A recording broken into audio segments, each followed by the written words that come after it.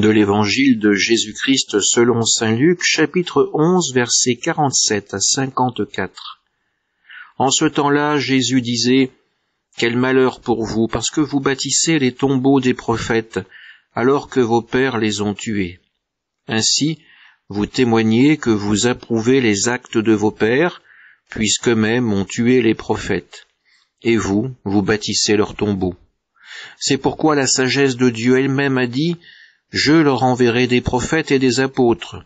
Parmi eux, ils en tueront et en persécuteront.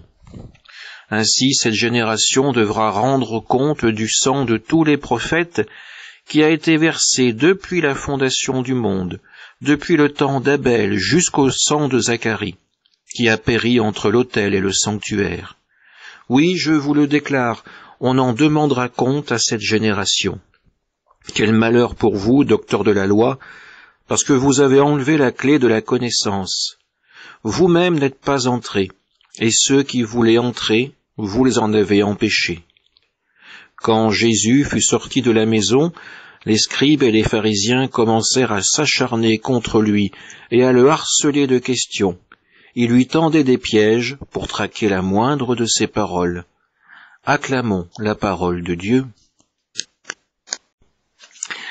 Dans l'évangile que nous venons d'entendre, Jésus met en garde les scribes et les pharisiens. S'ils continuent sur ce chemin, ils ne feront que reproduire les erreurs de leurs pères.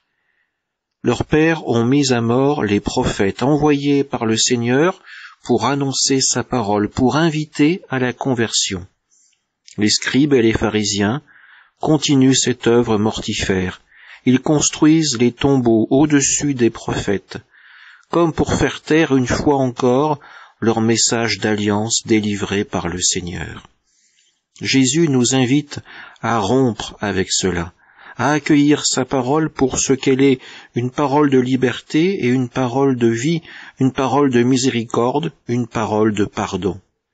Ne soyons pas enfermés dans ces tombeaux que l'on construit autour de nous, mais laissons la parole de Jésus nous délivrer. Amen.